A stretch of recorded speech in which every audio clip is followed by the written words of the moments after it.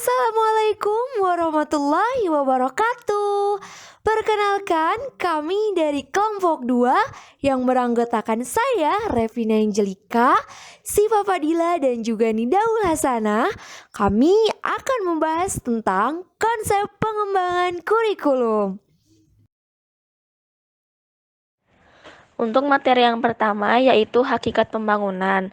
Hakikat pembangunan manusia diawali dengan pemahaman wacana konsep pekerjaan. Pada dasarnya, adanya pekerjaan akan memberi rasa kondusif secara ekonomi.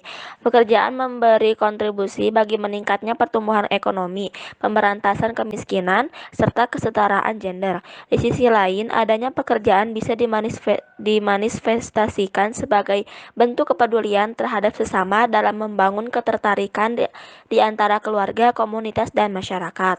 Kemudian, menurut UNDP, pembangunan manusia adalah sebagai suatu proses yang ditujukan untuk memperluas alternatif bagi penduduk. Dalam konsep ini, penduduk ditempatkan sebagai tujuan akhir dalam rangka pembangunan itu sendiri, serta sebagai sarana utama dalam rangka mencapai tujuan itu. Selanjutnya, pendidikan sebagai pembangunan. Yang pertama itu sistem Plato.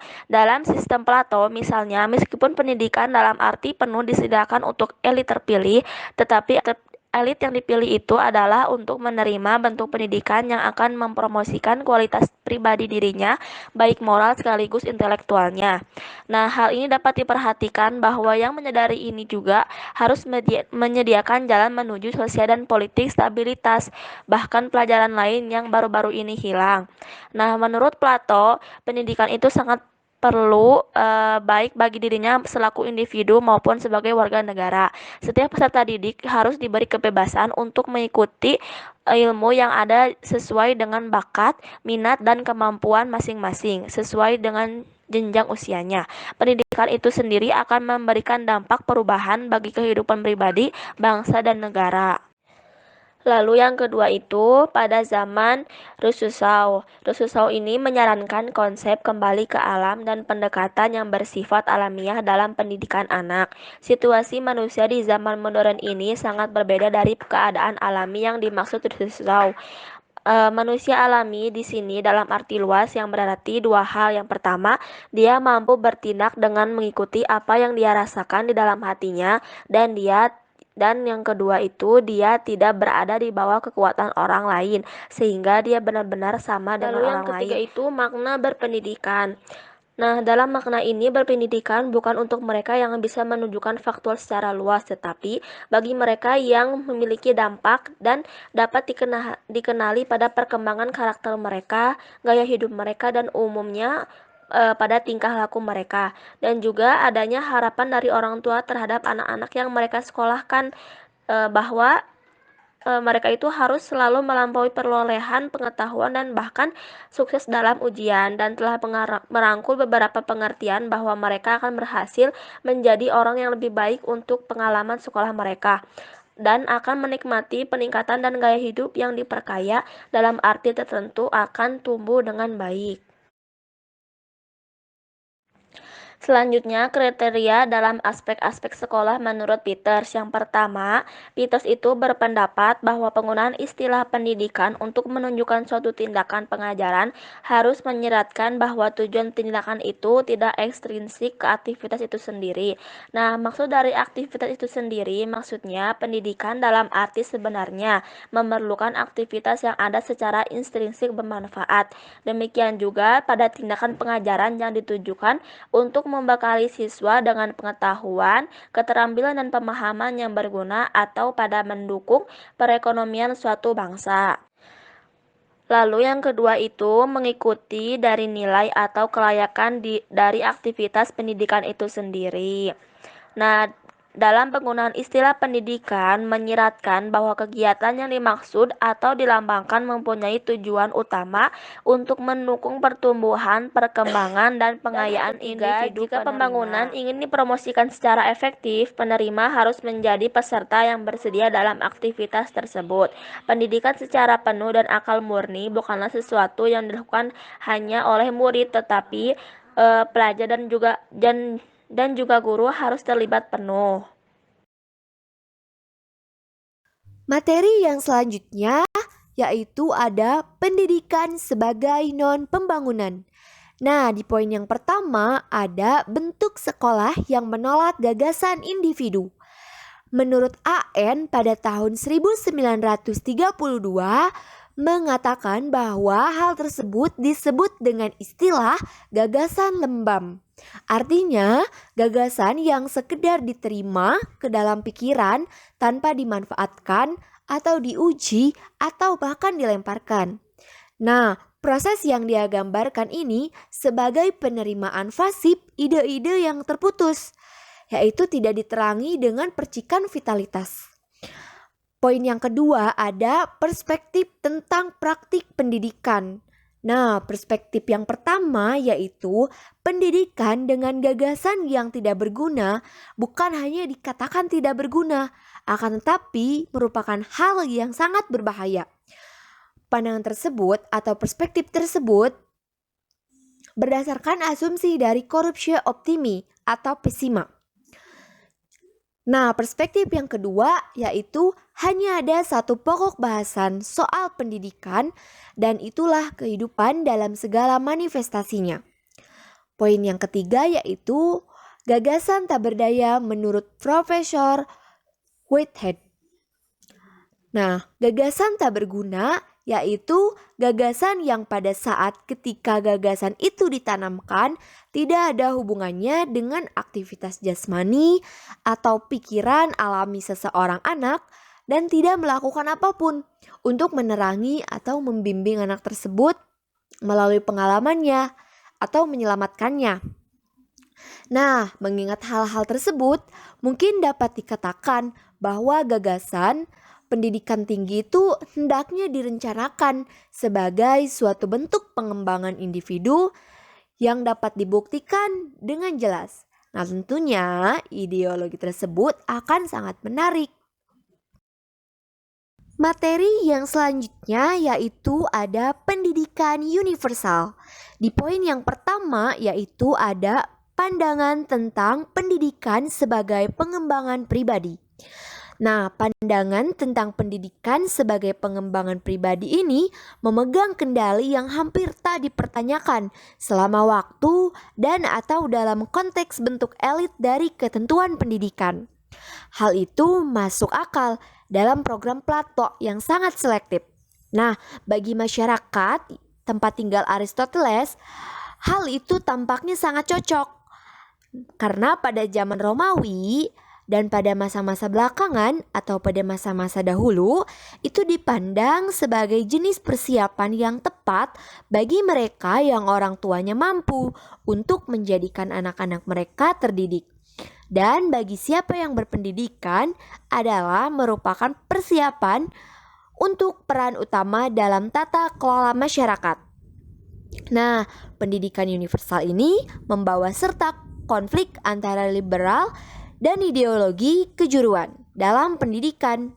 Dari awal yang paling berpengaruh yaitu agen dalam generasi dan perkembangannya yang merupakan mereka orang-orang yang memandang sekolah universal itu untuk tenaga kerja terlatih atau lembut masa, untuk utilitas ekonomi dan hukum juga ketertibannya. Nah, poin yang kedua yaitu ada dua tujuan yang dilayani oleh pendidikan. Ya, yang pertama ada hak setiap anak laki-laki dan perempuan untuk dididik. Nah, hak yang ada terlepas dari apakah dalam setiap kasus individu akan jadi pengambilan atau akan jadi pengembalian. Jadi bahwa dari sudut pandang ini pendidikan merupakan salah satu layanan sosial masyarakat di negara atau layanan sosial masyarakat yang mampu menyejahterakan negara. Nah, di sisi lain tujuan yang kedua yaitu karena kebutuhan masyarakat untuk menyediakan pasokan otak dan keterampilan yang memadai untuk mempertahankan produktivitas ekonominya. Nah, dari sudut pandang ini, pendidikan merupakan investasi nasional. Namun, yang mungkin lebih penting dalam konteks ini yaitu kebijakan serta praktik pendidikan pada saat ini. Bahwasanya tidak masuk akal untuk menanyakan apakah pendidikan harus dirancang untuk mendukung ekonomi nasional atau untuk memajukan individu pengembangan. Karena itu, melihat kedua hal tersebut, memang dari kedua tujuan tersebut itu tidak bisa dipisahkan, atau dalam artian keduanya saling memiliki keterjalinan, seperti yang dikatakan oleh CACE bahwa kedua tujuan itu tidak dapat dipisahkan. Bahkan jika memang demikian ingin melakukannya, ada banyak orang yang pembenarannya harus diupayakan. Pendidikannya hampir seluruhnya dalam apa yang dilakukan bagi mereka sebagai individu. Tetapi memang sulit untuk membedakan mana yang pada awalnya itu benar atau pada awalnya salah. Karena memang ada bagian dari pendidikan setiap orang yang tidak memiliki nilai ekonomi. Dan memang ada sebagian orang yang pendidikannya sepenuhnya tanpa memikirkan ekonomi. Yang selanjutnya adalah kurikulum pengembangan. Yang pertama adalah pengenaan bentuk kurikulum. Di sekolah negeri Inggris yang telah mengarah kehilangnya dimensi pengembangan pendidikan, dengan khususnya konsekuensi yang tidak memuaskan untuk pendidikan di tahun-tahun awal. Itu juga memberikan kontribusi pada percepatan kemajuan menuju keterasingan dan masalah hukum dan ketertiban yang diakibatkannya. Pengembangan pendidikan seperti pola makan, kesehatan, semua organisme manusia adalah seorang individu masalah dan dengan demikian membutuhkan kurikulum yang dipesan lebih dahulu atau dibuat khusus. Poin yang kedua adalah mengharuskan keputusan tentang konten pendidikan. Setiap individu harus diambil dalam tingkat pribadi. Ini juga bisa meniadakan kebutuhan akan kurikulum nasional yang disepakati, tetapi memang membutuhkan bahwa kurikulum nasional seperti itu seharusnya tidak mendikti isi mata pelajaran yang kaku untuk diterapkan pada semua tanpa memandang kesesuaian tetapi pedoman yang luas. Bidang pengalaman yang dipandang sebagai bentuk yang tepat dari hak pendidikan untuk semua. Selanjutnya, area tersebut harus dipahami sebagai merangkul semua dimensi perkembangan, semua bentuk atau mode representasi.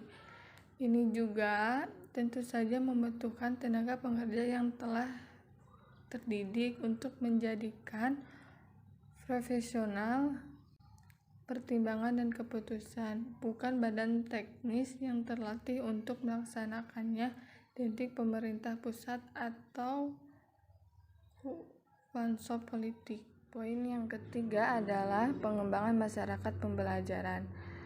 Pembelajaran aktif belajar, pelajar harus terlibat langsung dengan kegiatan belajar yang ditawarkan.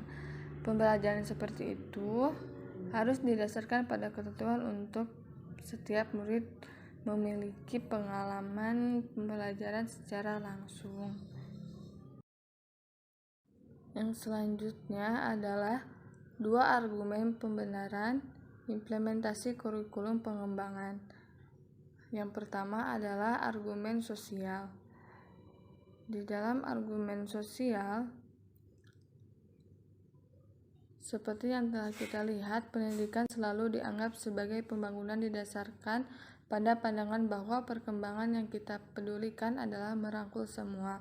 Itu jauh melampaui sekedar intelektual atau kognitif. Bahkan pengembangan budaya yang termasuk khususnya emosional, sosial, dan aspek moral pengembangan manusia.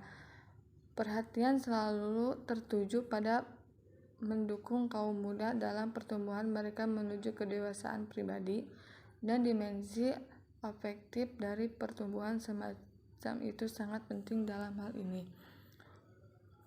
Argumen selanjutnya adalah argumen moral. Ada argumen moral dari lebih khusus lagi untuk bermoral dan berprinsip. Bagaimanapun ada itu singkat pertimbangan yang sekarang kita putar. Untuk menawarkan anak-anak kurikulum perhatian utamanya adalah ekonomi kesehatan masyarakat. Sementara itu dapat dibenarkan dalam hal melatih mereka untuk pekerjaan. Pada dasarnya, memperlakukan mereka sebagai sarana bukan tujuan, sekaligus eksperimen makanan untuk industri. Dan di sisi lain sebagai orang-orang prima berfungsi untuk mendukung kesehatan ekonomi masyarakat. Untuk menawarkan mereka kurikulum yang dirancang untuk mencegah perkembangan mereka individualitas atau kreativitas, atau setidaknya yang gagal untuk mempromosikan pengembangan kemampuan mereka untuk memikirkan pikiran mereka sendiri dan mencapai mereka kesimpulannya sendiri.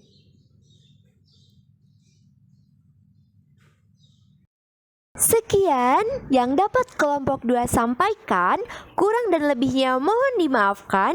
Wabillahi taufiq wal hidayah. Wassalamualaikum warahmatullahi wabarakatuh.